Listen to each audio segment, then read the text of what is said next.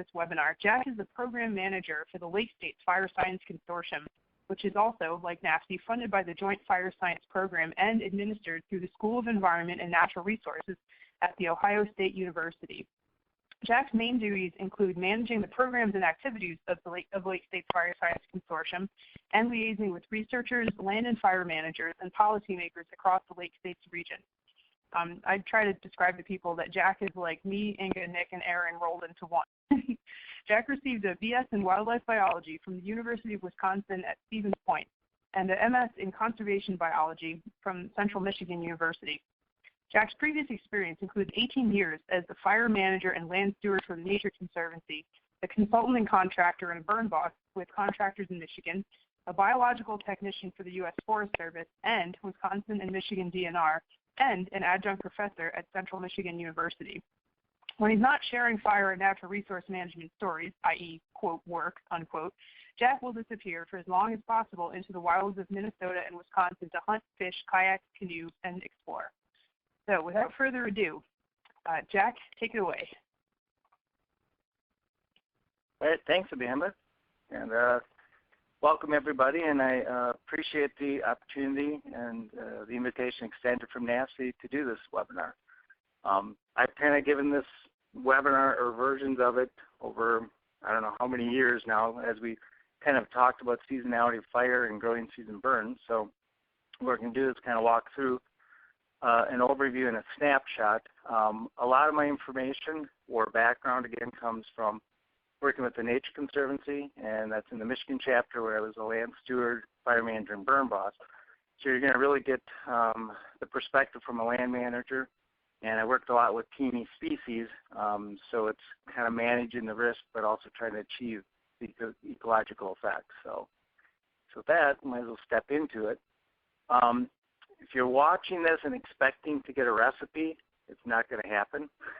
So kind of look at this and say, I wish I could tell you exactly when to burn as far as temperature, humidity, find dead fuel moisture, the exact month or date. But really it's kind of taking this and looking at the range of variability or the burn windows available.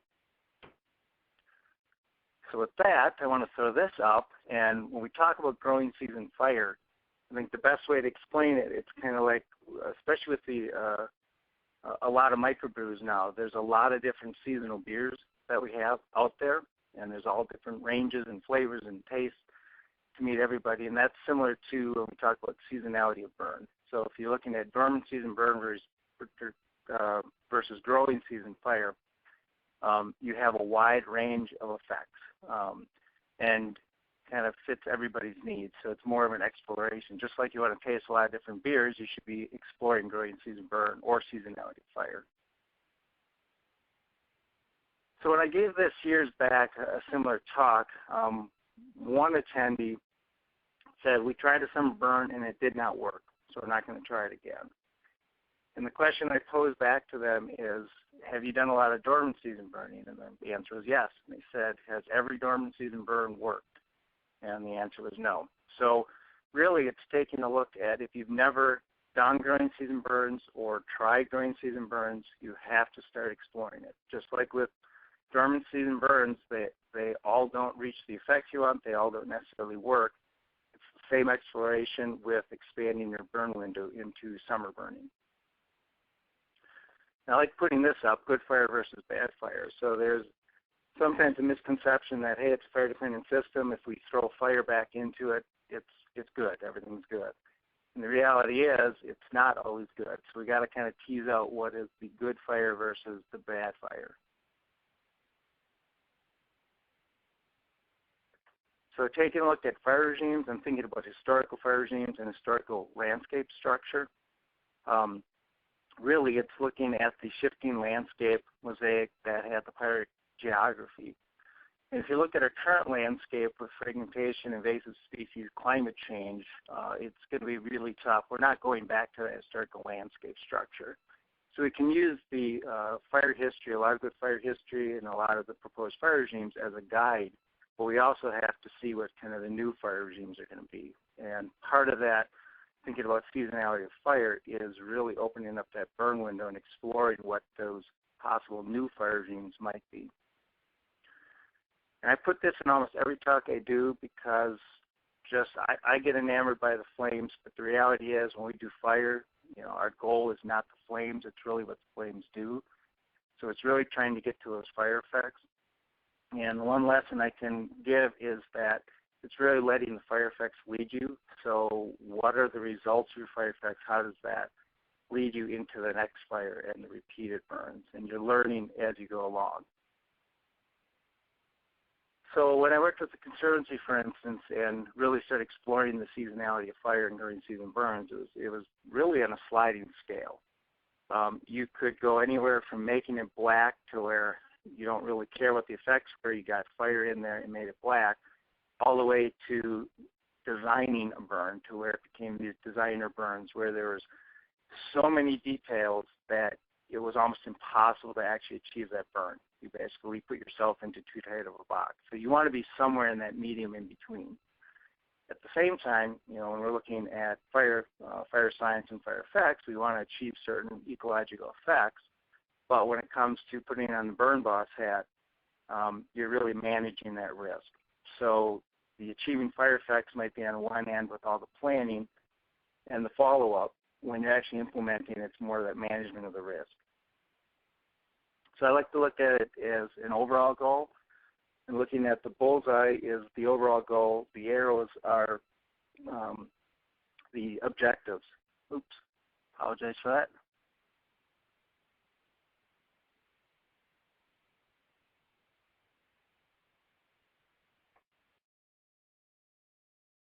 Okay, we're back. Amanda, is it back up? Oh yeah, we could see it the whole time. Okay, so I hit the cursor and I think it jumped.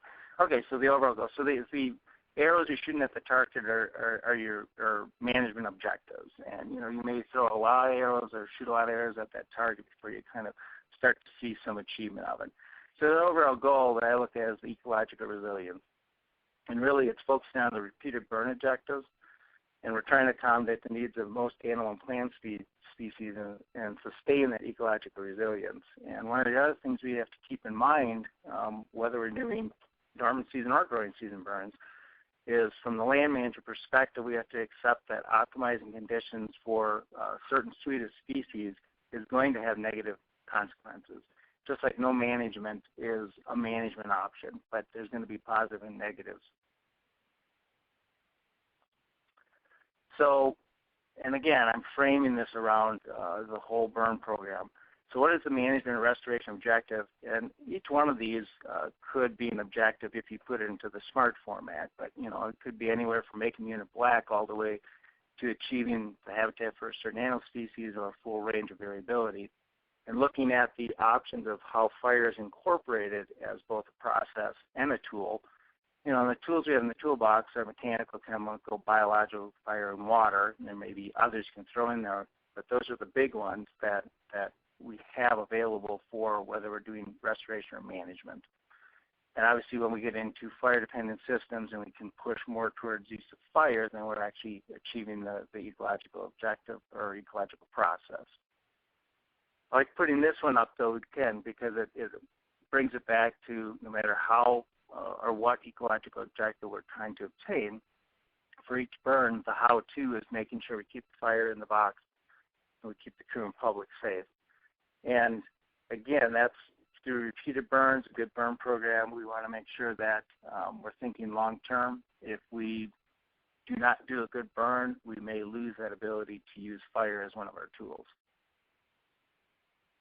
So when we think about oak barrens or pine barrens, or a mix of those, often you hear talk about, jack pine or oak trees or so on, but a lot of the diversity obviously is in that herbaceous layer. So whether it's grasses and forbs, get into the forbs, and if you take a look here, there's also carnival blue butterfly in some of these pictures, one of the rare butterflies. If you look at the picture up on the left, that's actually fire in there with the lupin, so we're burning during the growing season, during the first flight cycle of the carnival blue. And then we looked at a range of other species we might have, whether it's different snakes, turtles, again, rare insects or other insects, or we could be looking at it from the perspective of game species. In Michigan, that was one of the concerns. When we were working with a lot of private landowners, they were concerned not only about the rare species, but also the effects on deer and turkey and other game species. So if we look at it from this perspective, and I put up there fire implementation versus single species or the ologist view. And again, my background, wildlife biologist, conservation biologist, I can say the ologist view. But if we focus it from a single species perspective, it's going to be pretty hard, in my opinion, to actually achieve good restoration or management of fire-dependent systems. And a lot of the recommendations you might get, and you can see them up there, it's okay to burn, you know, if you're minimizing impacts on herps, birds, insects. But if you look at the months there, we typically have snow on the ground then, or we're into dormant season effects.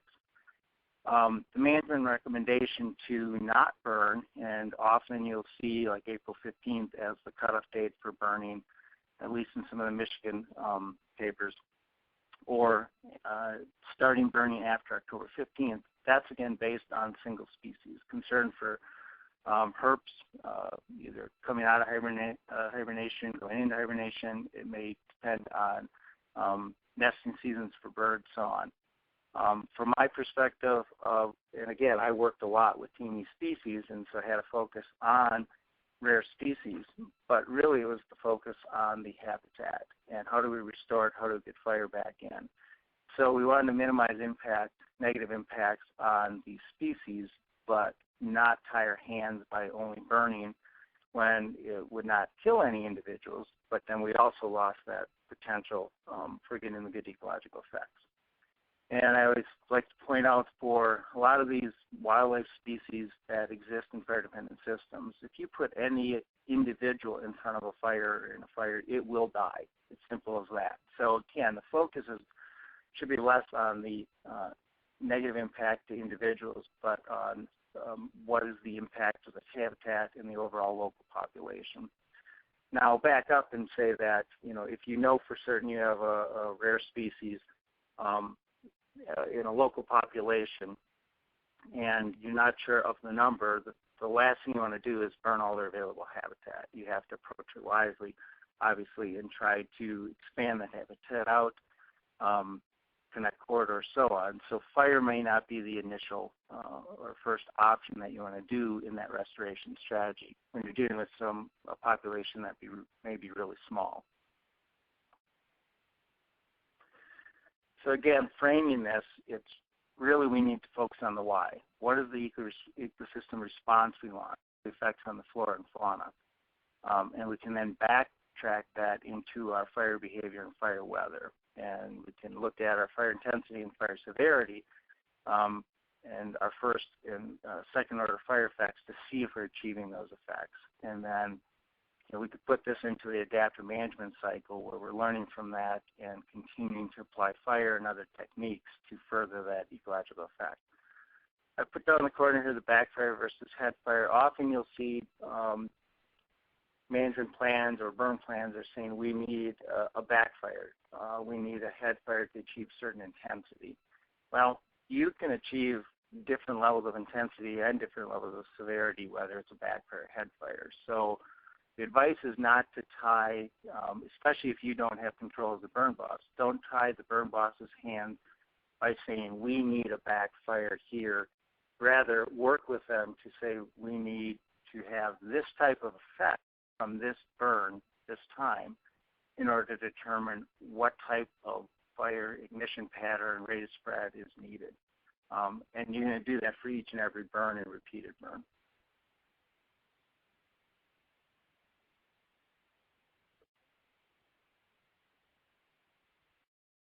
So this picture I like to throw out, this is, when people think of fire in jack pine, this is a perfect example. And this is a picture that was taken by a Wisconsin DNR employee. And you can see the fire monster there jumping up. So this is people's perception. This is a wildfire in Wisconsin, but that's people's perception of a fire in jack pine. And again, that's going to have certain positive fire effects and certain negative fire effects, but it's not something that typically you're going to want to do in a prescribed burn scenario. When we counter it with this, and I like to throw this picture out and again point out that the helmet there is for perspective. We did not lose a crew member on this. But you can hardly see this flame. You can hardly see it moving through. But again, that doesn't make it a bad fire. In fact, this has a very different fire effect based on residence time and basically as that fire is chewing through compared to the previous picture.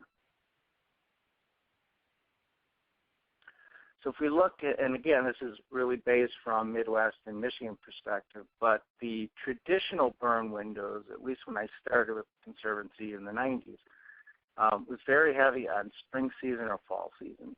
I actually was, when I proposed doing some growing season burns, I had people saying you can't burn in the summer, which baffled me because there were certainly ignitions that led to wildfire, whether it's from human or lightning. There was wildfires that occurred in the summer. But the concept was we only burn in the spring or we burn in the fall because it won't burn well any other times of the year. Backs up there. Want to point out, though, by that constant burning in the dormant season, whether it was spring or fall, a certain subset of species were being favored. And the goal, one of the goals of doing growing season burns, at least when I started, was to try to suppress some of those dominant species and actually release some of the subdominants. So it was really expanding into the growing season and exploration of that summer burning. I point out here you can see the overlap of the spring and fall and growing seasons. And again, you know, for purposes here, we're doing it by month, but in reality, we should be looking at phenology, and it's kind of hard to show phenology on a screen like this. But keep in mind, obviously, that end of spring season, beginning of growing season, there really isn't an end. It's a transition, and it's going to vary over weeks in each year, depending on the phenological stage. So if we look at the big picture, and these are all systems that I worked in Michigan, there's actually a pretty broad burn window. People that were not burning in the growing season are missing a huge opportunity to make use of fire rather than focusing on that spring or fall season. And again, you have to have different prescriptions when you do this, but there can be a broad range or broad window. And I have the dotted lines on each side of that. That indicates, yes, if there is not snow, and for instance, I believe in southern Michigan this year, there's not much in the way of snow, you could be doing dormant season burns if you have the right conditions, and if that is going to achieve the effects you want from that individual burn.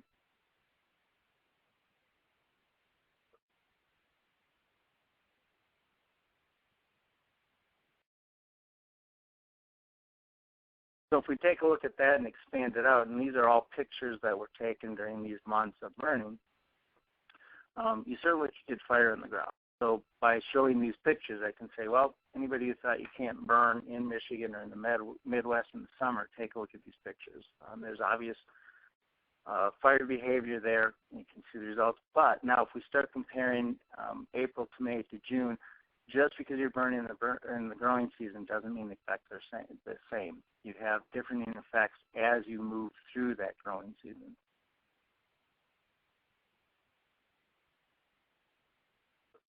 I want to point out fuel moisture here. Obviously, fuel moisture is key to whether we get the fire to ignite and retain combustion and influences the spread. When we are talking about growing season burns, obviously we have a lot of green or live fuel that's mixed in. In general, that live fuel is going to have a slower burning process, slower rate of spread. And that can be key to achieving some of the results we want. It really goes back to looking at residence time and output at the right time. And the candle perspective here is obviously if you take your hand and move it through the flame fast, you're not going to burn it. If you hold your hand above that flame, you can burn your hand. Now, a flame doesn't put out a lot of heat, or doesn't seem to, or a candle, I should say, doesn't put out a lot of heat or seem to, but again, it's that amount of residence time they have that can achieve some of these effects during the growing season. So rolling this into some of the general prescriptions, when we were doing burning, we could be burning anywhere from 45 degrees to 95 degrees temperature, anywhere from about 14% humidity to 70% relative humidity. I'll point out the 14% relative humidity, the few times we're able to burn with that humidity that low is when we had systems that were heavily impacted with invasive species like knapweed. So we really did not have much in the way of available fuel, so we kind of pushed that burn prescription to the real hot end. On the 70% side, we were burning in Jack Pine Barrens under really high relative humidity conditions, and we got great fire spread, great fire results, really slow rate of spread, long residence time, but great effects. This gets back into then the depth moisture code and drought code, which we'll address in the next few slides. So I put up my sidebars at least when I'm comparing Barrens versus Savannah, and we burned in all of these systems. But in general, it's looking at the nutrient availability in the soil, or the quality of the soil. In Barrens, typically, we would classify as less nutrients available, sandier soils, and from the perspective of implementing fire, it may take you 2 seasons or more to actually grow fuel for that next fire. Versus if we move into more of that savanna, a lot of the same diversity of plants and animals, it's just had a richer soil. So we might be able to do fire on an annual basis if we needed to be more aggressive with fire because we're able to grow fuel in that time frame. That relates into the phenology, and if we take a look at, again, we go back to the traditional windows of burning in that dormant season, whether it's spring or fall, we're really not hitting the vegetation when they're actively growing. The effects we're looking for from the growing season are hitting the species when they're actively growing. And for invasive species, we are timing it to have a negative impact, to hit it when they're leafing out or active flowering. At the same time, we had to be a little more careful if we're dealing with any rare plant species so that we were not doing a growing season burn in a time where we could impact them negatively. But, by burning in that window from about mid-April and especially into May, June, July, we're actually able to get a lot of the conservative plant species to respond. A lot of that had to also do, if you look at the bottom here, the higher soil moisture in the spring or early in the year has more insulating ability. As we moved later through the growing season, we certainly had our drought code and depth moisture code increase so that we had lower soil moisture, less insulating ability, and that had a great effect on the release of some of these conservative species, either from seed bank or other avenues. So if we take a look at this, I wanted to kind of frame that around. So here's the burns that were done that actually had monitoring results, and that's what I can base the next number of slides on. So we did quite a range of burns over a number of years in pine barrens and oak barrens. Note in April, and that was still, we classify that more into our spring, late spring time frame. We did a fair number of burns in that time frame, and then kind of compared those results as we went through May, June, July, August. There's not good monitoring data from March burns. We did have ability to do some March burns, but the reason they don't show up here is because we often did not have the funding to have crews on to actually go out and do burns in March. Likewise, if we take a look at October, there's very few burns that we did in October, and that's not because we did not have the units, and we also had crew to do it. That's more, goes back to when Amanda introduced me. October is the start of hunting season, so I really did not want to be leading burns in October since I already led a lot of burns April through September. So kind of biased the results there, but that's the way it goes. So on all these burns that I'm monitoring, there's a range of different monitoring employed. Some had photo monitoring, but where the photo monitoring was, we linked it to vegetation transects for butterfly surveys. There was modified Brown's transects and fire behavior monitoring. We also employed what we call oak pine barrens, coarse level metrics. So it's a snapshot or a very coarse level. And what went into these coarse level metrics, we were comparing canopy exposure and the complexity of that canopy structure and percent of canopy composed of the oak or pine species.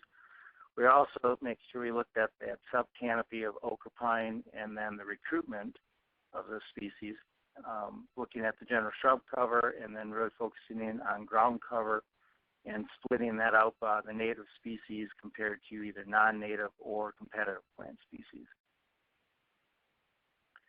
I want to put this up because, again, when we talk about growing season burns, I often heard, well, there's very few days that you can actually burn in the summer, so it's not worth paying attention to. The top line here is actually looking from 2000 to 2013. These are the number of days where we had weather that actually met our prescriptions, where we would have been able to conduct burns.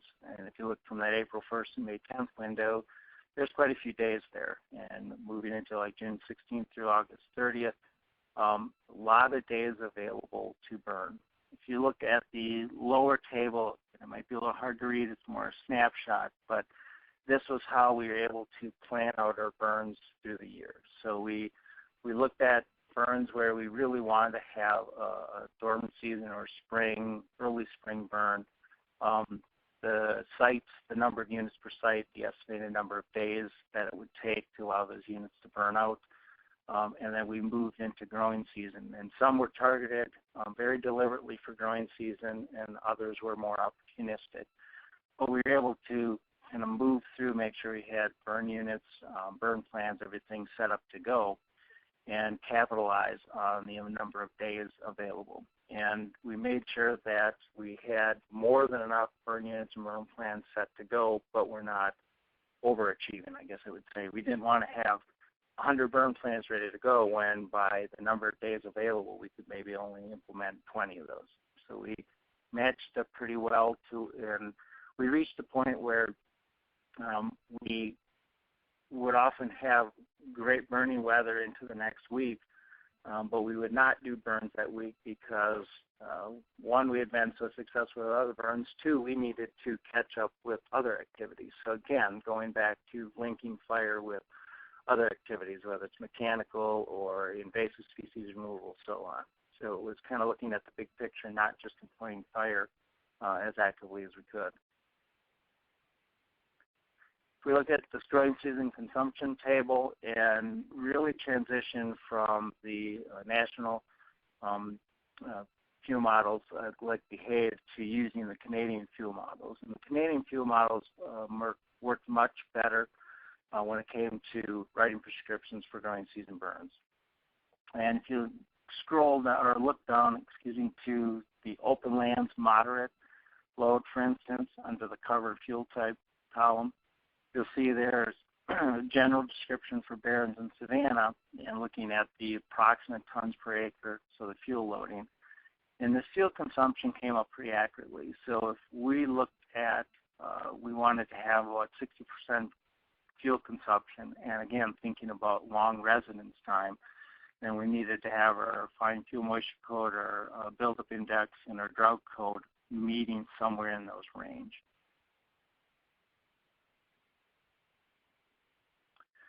So what we found through all the monitoring, and it goes back into this. Now this table had originally been created by Ryan O'Connor with Michigan Natural Features Inventory, and I took the liberty to modify it a lot based on our monitoring data. So if we walk through this table real quick, you can see that if you want to suppress warm season grasses, and we often have that where through either repeated burns or through prairie plantings, we might have been successful at getting warm season grasses in, but we're not able to get forbs initially started. We would burn in June or August to June through August in order to kind of break up that dominance of warm season grasses so that we could start to build diversity by getting forbs established.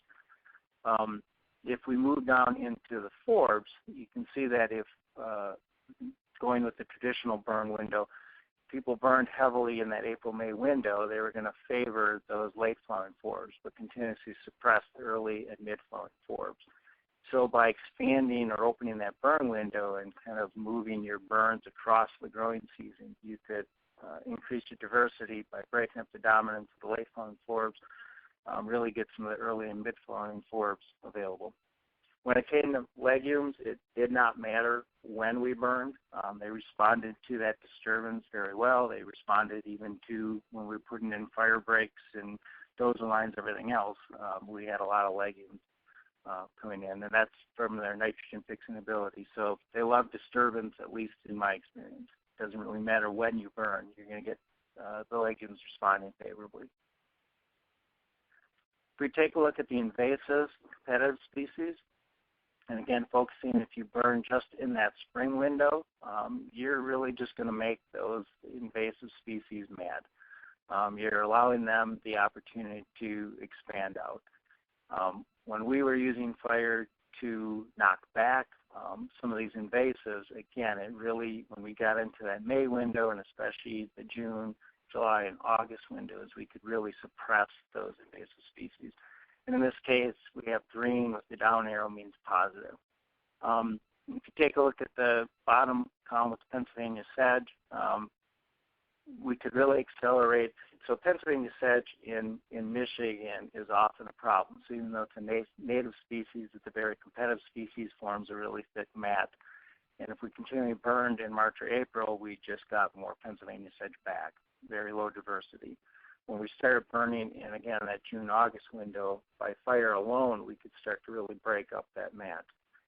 If we combine that with herbicide treatments, we could accelerate our progress, but then that became a scale issue.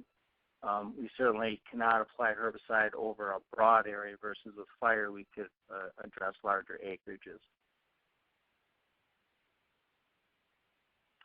So when we wrap this all up into a general sense, if we burned across that burn window and did repeated burns, we increased our native plant diversity, we increased the bikini species that were using that habitat, we had a negative impact on our non-native plants or competitive species, and overall increased the resilience.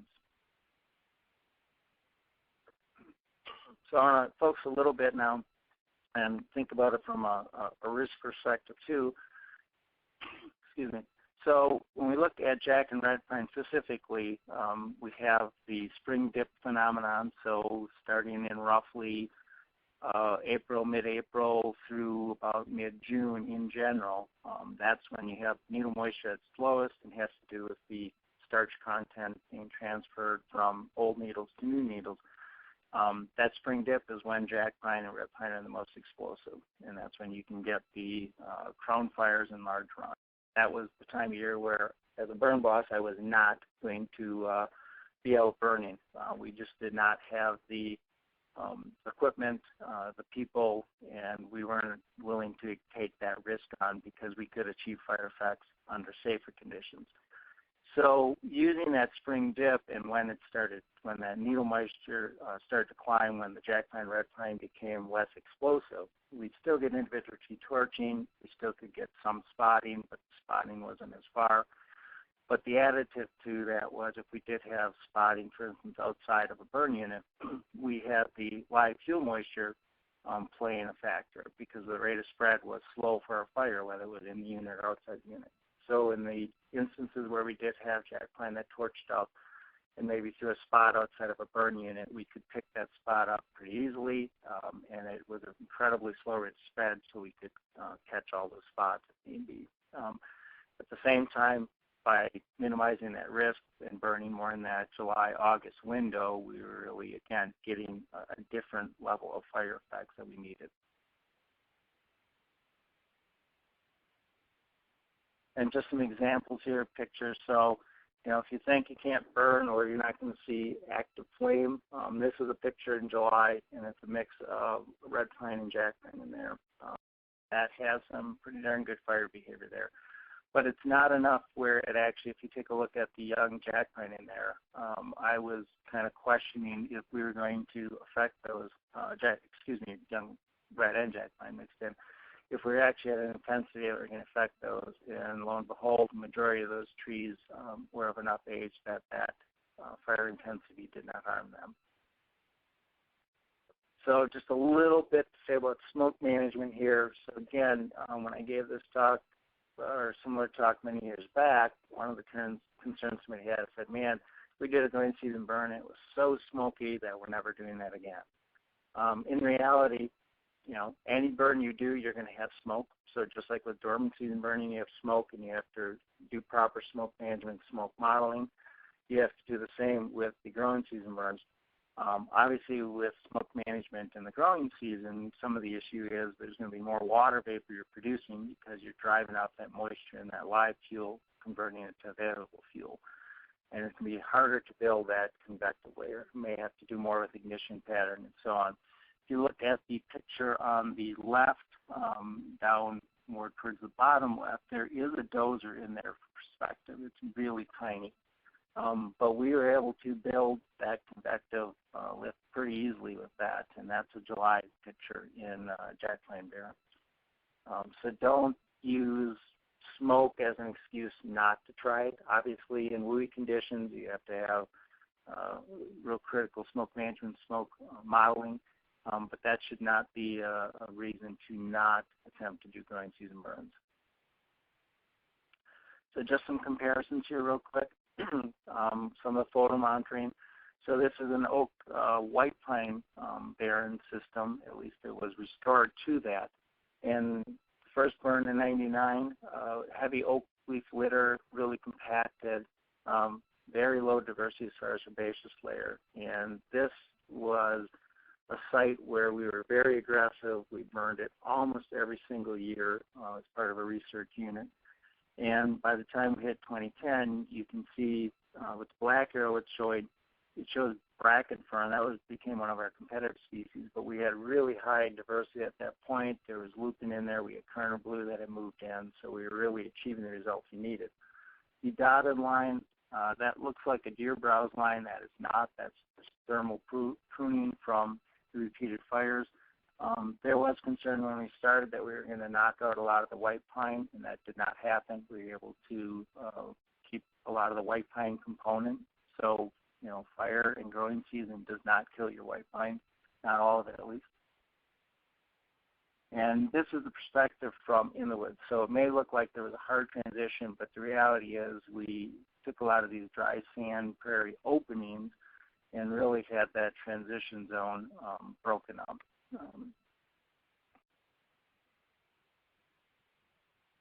And comparison, this burn was, the goal was by fire alone rather than mechanical because the landowner did not want any mechanical activity. So we were going to attempt it with fire to really break up that canopy, get rid of the oak leaf litter, get a lot of the forest species back in. Ideally, we'd have the expansion of Kerner blue populations, which are adjacent to it.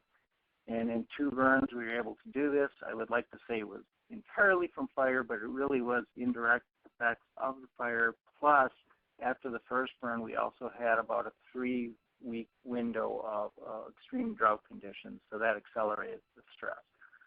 But following that up with a second summer burn, you can see for future burns in this, one of the hazards we had was obviously creating a lot of dead standing material. But as far as opening up the canopy and really getting that increase in herbaceous layer and the diversity, we achieved that result. One of the issues we actually found, now there's been some concern for lack of oak recruitment. We actually found when we were doing growing season burns on a lot of these sites that we had to actually question if we should open it up to an oak barrens or consider it an oak woodland because we got such recruitment from oaks and grubbing of oaks that we had, the oaks actually became an issue if we wanted to kind of keep more canopy openings. In Michigan, in some of these areas, red maple has really become a problem with mesification. And as long as it was not too far gone, we were able to reduce that red maple or remove the red maple with fire alone. The picture on the right, just for comparison, that was a portion of a head fire. Again, so you'd think the head fire, the higher intensity would do it, but the reality is it was so fast moving, there's not enough heat on that cambium layer lower down to actually affect that. So these maples resprouted. There is browsing from deer, but all the maple in that kind of head fire area resprouted. Pictures on the left, that's the real slow-moving backfire, long residence time, and that is what knocked a lot of that maple right back up, because we had the residence time to actually totally kill it. So I kept this slide in. My daughter, many years back in grade school, loved smiley faces. She made this or a portion of this graph as an example, but I think it's very fitting. So, dormant season burning, I'm not trying to say it's bad. It's not at all. It's really expanding our burn window to explore dormant season burning along with growing season burn. Make use of that full range of the burn window, and then really it's the repeated burns that gets the big smiley faces. And that's it, Amanda. Questions? Thank you, Jack. Sure. All right. So thanks everybody for joining us and for your patience. I apologize for the slight delay in the slides. Jack, that was really great. And I think you didn't see a delay, but we had just a minor delay. But it was anytime I was about to think of asking you to slow down for a second, then it jumped. So we were fine. Okay, I apologize for that. I didn't notice that. No. I mean, and it's fine. But we already have a question coming in, and again, for folks that are on the line, and we're going to address questions in the chat box first, and then we might be able to open up the phone lines at the very end. But for now, if you have questions, please type them into the chat box.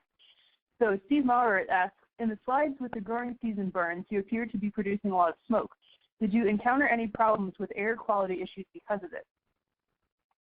No, that's a great question. Again, it really came into smoke modeling, smoke management. So for a prescription, it was really critical during the growing season for the smoke and looking at where we had receptor areas. And also, since a lot of these growing season burns, as part of the research burning, we allowed it to burn out for days. There was a lot of pre-planning moving up to that, working with local law enforcement, local neighbors, so on, so that we could kind of address the smoke issues, so that if we could not move the smoke up and out and did have it settle down, we were prepared so we weren't creating additional smoke issues. So there was a lot of upfront planning to make sure people understood the risk of fire, the risk of smoke, and were accepting of that. So yeah, I don't know if I'd say we produced a lot of smoke. I mean, we certainly did, but with any fire, we produced a lot of smoke. So it just came back again to really using the available tools for the smoke modeling and smoke management. Great. I'm going to jump to a related question from Inga. She says, do you have high ozone days where you can't burn in Michigan? Excellent. Yes. So when I showed kind of that range of available weather days, that included some of those high ozone days. So that when we had, especially in midsummer, getting into June, July, it was days where it might have been great for burning, but because of that high ozone layer, we did not do that. And it's kind of where we were in the state, obviously, too. Great, thanks. Again, folks, type your questions into the chat box. I'm going to jump back to a question that Lisa Williams asked. She says, I would guess growing season burns require extra caution as far as repeating them on site too frequently due to wildlife impacts during the breeding season? Yeah, that's a great question, too. Again, it really comes down to the scale issue. If you're burning 100 acres and there's 1,000 acres available, ideally you're not impacting that, any individual species as long as it spreads throughout the whole area. When we got into smaller sites that were constricted and we knew we had, a population that was small, that's where we had to be real cautious on when we burned, how often we burned, even the ignition pattern. So we weren't enclosing everything. We were allowing refugia, so on. And, the one thing with growing season burns, you could say it's patchier, but I've seen growing season burns that are not patchy. It had more to do with the the available fuel, and the way we ignited so that we did not totally encircle areas. And again, if I'm not quite answering these questions, please ask or retype the question. Okay, thank you, Jack. We had a question come in from Kevin Dodds. He says, growing season burns may open pine to being hit by secondary bark beetles like Ips or red turpentine beetle. Did you monitor for this or have any observations to comment on this as a problem or not? That's great. Yeah, we did not monitor for that. I mean, again, it came down to the ability to monitor and kind of even select us. I wish we had. My experience, though, with that is that we did not see excessive mortality from any of these beetles, from the bark beetles. It was more individual tree or clumps. And again, often where that occurred, we are looking at, again, the scale and the objective of reducing that canopy. So whether we had direct effect from fire or indirect effect from the beetles, kind of opening up, it actually was a positive for that. So, and, you know, we got good recruitment from that. So we were really looking at the next steps. So I did not see any large areas that we had that were impacted negatively from the beetles. Okay, great, thank you. We'll give folks another minute or two to type questions in. I'm sure people have lots of questions and they're just busy typing them into the chat box right now. While folks are typing, I'll just remind everybody that the webinar is being recorded and we'll have it archived on the North Atlantic Fire Science Exchange website. Also, there is a PDF copy of Jack's presentation on the website as well in case you want to take a look at his slides again and try to follow along. Let's give folks another moment or so. I am certain we will have more questions come in.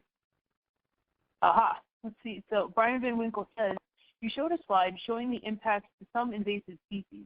Was this published anywhere in the literature? If not, would you be willing or able to provide the monitoring data? Another good question. So the intent with that slide, we are hoping to, over the next few years, make that an interactive online slide, and it's going to be based strictly on the lake states, but it could be expanded out. The idea behind being interactive is that you could click on one of those up or down arrows, and it would pull up a lot of the peer-reviewed research, or ideally even getting into white papers, technical reports available. That's not interactive at this point, so certainly can share if there's questions about individual species. I can share what I have or provide links, and certainly pass this on to others that have information with that. So it's a work in progress. Great. Yeah, that's helpful. I think we have a lot of curiosity about the impact of fire on invasive species and other things on invasive species, no matter what region we're in. So that would be great. Oh, Brian asked, is there a projected date? That's a great one. This is assuming that we get our renewal proposal renewed, and ideally we could start rolling it out and test model within about a year. Kind of been building that gradually. A lot of the information, we're trying to figure out how to do this, again, because part of it's with peer-reviewed manuscripts, peer-reviewed publications, but in reality, the Lake States, for instance, has data, I'm trying to think how to say this, it's got a searchable database, but there's very few peer-reviewed research on invasive species and fire in the Lake States. So a lot of the information is going to have to come from kind of the manager base and technical reports, monitoring data, so on. So that's part of the thing that's complicating that is there actually isn't a lot of access to research that's been published on invasive species and fire. I'm going to jump really quick. Rich Shank asks, do you have any advice on barberry? As far as removal? I would assume so. Removing, the invasive barberry. I would say we were lucky where we did not have a lot of barberry. It was just starting to move into certain sites.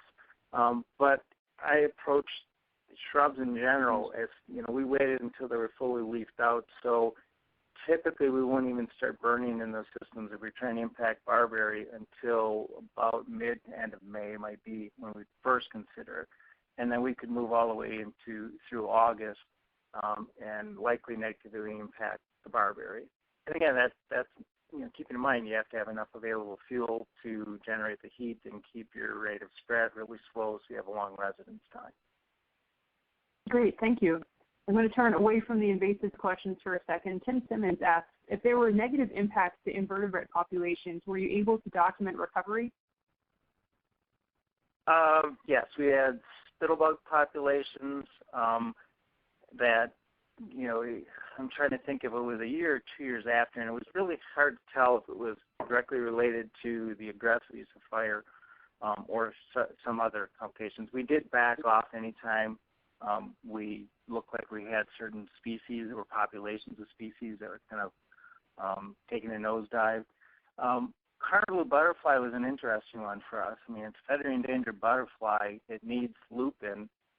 Anywhere we worked, and I showed the picture, we were burning during active flight season, and it really became a scale thing. I mean, we could burn up to about a third of occupied habitat, and we were burning in occupied habitat, and actually saw the carnival populations expand through the repeated surveys, and often it was the Michigan DNR that were doing the surveys. So it was we were able to get the data from them and show that through the management activities, and especially the growing season burn, we were watching the carnival populations either increase or at least spread out across a larger area.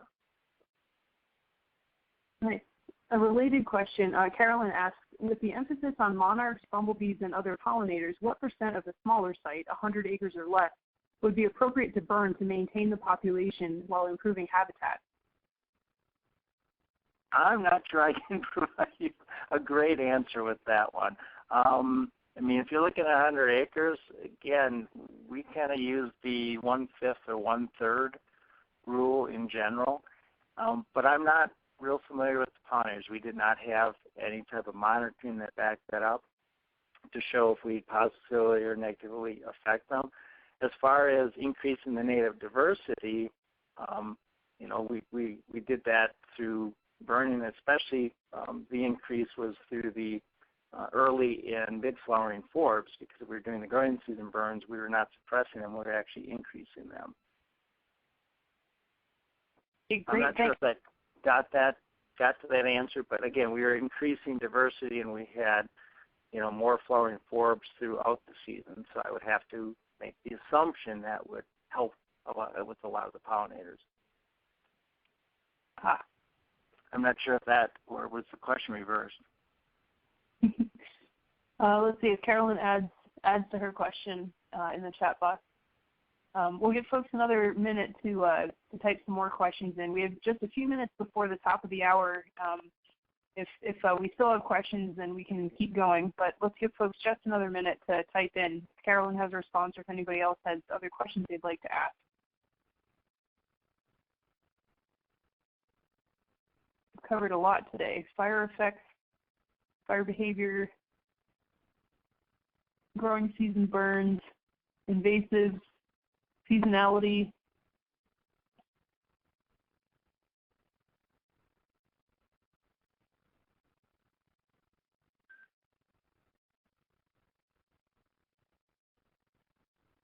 We'll give folks just another few seconds. Let's see. And Jack, in the meantime, if you have any final words or thoughts, or oh, here is a question. Here we go. So Matt Dickinson says, for Pennsylvania sedge, does it die in summer because of its physiological effects or by being consumed? It was Pennsylvania sedge. I mean, it was less dying. It wasn't direct kill. Again, we were burning when it was actively growing, so we were suppressing it. We also, part of that is to break up that Pennsylvania sedge mat. And through dormant season burns, rarely did we have kind of that drought code and duck moisture code at the level where we could get that fire essentially to consume or dig down in, versus when we were burning in the growing season, especially moving into August, we could start to consume that mat farther down in. And that exposed more open area, obviously, so that we could get forbs and other grasses moving in. So rather than being kind of a monoculture of Pennsylvania sedge just became one part of the overall diversity. Oh, great. We have a couple more questions popping in. So real quick, Inga asks, did you have to adjust any growing season timing based on northern long-eared bat listing or breeding birds? No, we did not, and but that is it was in the area. We were just south of the Indiana bat area, so luckily we did not have to. But that's an example of a species or adding another species where that might constrain your time frame. And when you start adding up all the individual species, it might make it almost impossible to do burning. But again, what I with Indiana bat, obviously, if we would not be burning if we knew for sure there was any roost trees that were in there.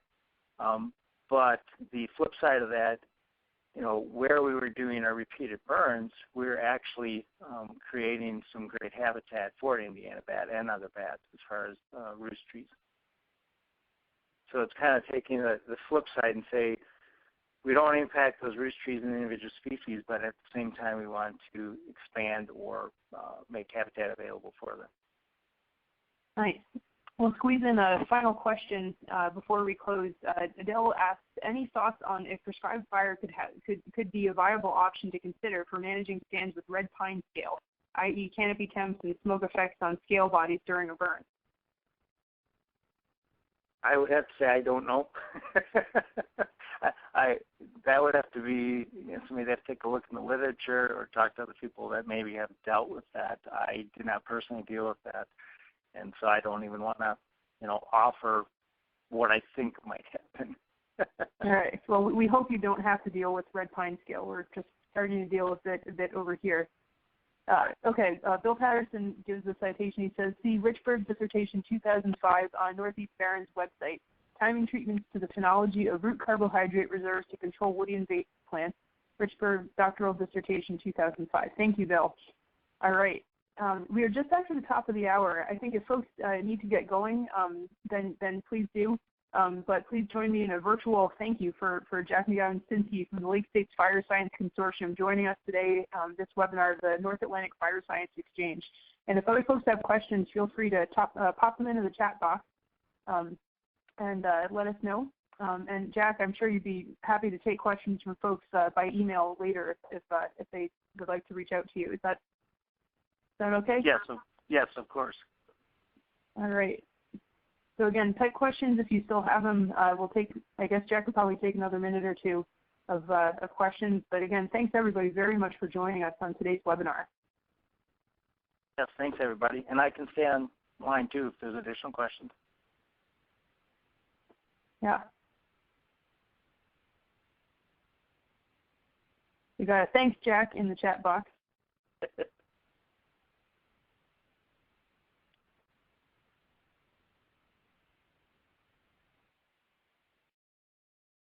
You never know. There's you covered a lot of information today, really great info. So people might have follow-up thoughts or questions and need to digest your presentation a bit. Certainly. We'll give folks another minute to type questions into the chat box.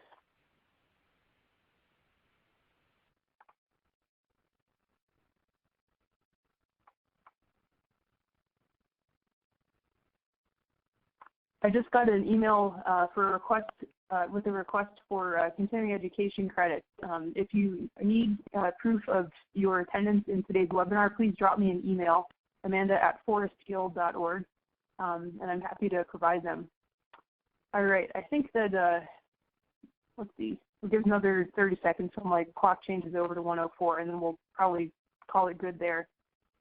Given the number of people on the phone line, I think we maybe would be better off not opening up the phone lines just because of background noise. All right, my clock says 104. I think we're going to, oh, can we get Jack's email? Jack, would you be able to type your email into the chat box real quick? Sure. All right, great. Thank you, Brian. That's a very good question. So. Well, if I can spell, right? There's always that hope, yes. Or type it in. So if not, they can contact you. Yes. Yeah, we can post your email on our website as well. There we go.